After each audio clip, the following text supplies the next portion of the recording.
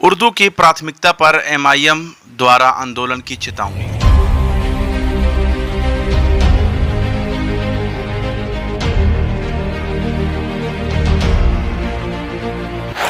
उर्दू भाषा की बात आते ही लोगों के दिमाग में लखनवी तहजीब और मीठी जबान गूंजने लगती है।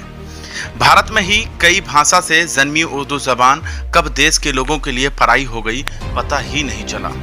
भारत में जन्मी का उदाहरण लखनऊ है। उर्दू जबान को भारत में खत्म करने का खेल नया नहीं है। अंग्रेजी शासन काल में भी उर्दू जुबान पर रोक लगाने का प्रयास किया गया। एक भाषा जानकार की माने तो 19वीं सदी में हिंदुत्व प्रेमियों द्वारा उत्तर भारत में अदालतों को सरकारी भाषा रूप में हिंदी को मान्यता देने का दावा किया, मगर अंग्रेजों ने, क्योंकि उर्दू भारत में आमतौर से बोली जाने वाली जबान थी, इसलिए 1837 में उर्दू को सरकारी भाषा बना दिया। जानकारों की माने तो 1947 में भारत पाकिस्तान बंटवारे के समय अलग देश बनाने के आंदोलन करने वाली मुस्लिम लीग की जुबान उर्दू होने की वजह से हिंदुत्व की सोच के लोगों ने इसे मुसलमानों की जबान कहकर विरोध शुरू किया। आज़ादी के बाद विदेशी भाषा जैसे शब्दों से उर्दू को बदनाम कर लोगों की उर्दू के प्रति सोच बदली गई। आज़ादी के बाद उत्तर प्रदेश में जन्मी उर्दू पर कांग्रेस सरकार ने सरकारी विभागों में प्रतिबंध लगा दिया। अब लखनवी जबान उर्दू अपने ही प्रदेश में पराई हो चुकी थी। धीरे धीरे इसे स्कूलों में भी खत्म कर दिया गया। मुसलमान जो आज़ादी के समय खुद 2 भागों में बंट चुका था, इसका विरोध तक नहीं कर सका।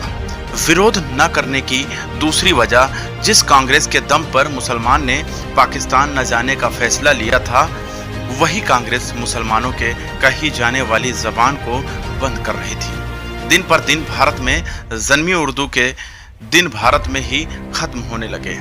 अब उर्दू सिर्फ मुसलमानों के मदरसों में या मुशायरों में ही बाकी बची थी। अब बात करें उर्दू की प्राथमिकता को लेकर एमआईएम की आंदोलन की चेतावनी की, तो बिहार एमआईएम प्रदेश अध्यक्ष अख्तर उल इमान ने पटना के होटल में एमआईएम की तरफ से प्रेस कॉन्फ्रेंस कर विधानसभा के मानसून सत्र से पहले उर्दू भाषा और उर्दू से जुड़े मुद्दों पर सरकार का ध्यान लाने की कोशिश करते हुए कहा, उर्दू प्रदेश की दूसरे नंबर की जबान, इसके साथ सौतेला व्यवहार न करें और उर्दू से जुड़े मुद्दे जैसे 80,000 उर्दू शिक्षकों की भर्ती तुरंत की जाए। साथ ही उर्दू के अनुवादकों को तुरंत बहाली की जाए। साथ ही उर्दू को लेकर बिहार उर्दू एकेडमी और उर्दू मसावर्ती कमेटी का गठन नए सिरे से किया जाए।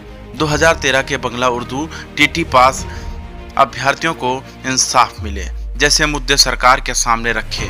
देश में एमआईएम पार्टी ने पहली बार किसी राजनीतिक पार्टी के तौर पर उर्दू के लिए आवाज उठाई है। इससे पहले तमाम राजनीतिक दल सिर्फ मुसलमानों को वोट बैंक के तौर पर इस्तेमाल करते रहे। ऐसे में अवैसी की पार्टी की तरफ से उर्दू के लिए आवाज उठाना मुसलमानों पर क्या उत्तर डालेगा, ये तो आने वाला वक्त ही बताएगा। मगर एमआईएम ने एक बार फिर मुस्लिम जबान बन चुकी उर्दू के मुद्दे को उठाकर मुसलमानों के दिलों को अपनी ओर देखने के लिए मजबूर कर दिया। ऐसे बेबाक रिपोर्ट देखने के लिए हमारे YouTube चैनल को सब्सक्राइब कर लें, अपने दोस्तों को साझा करें।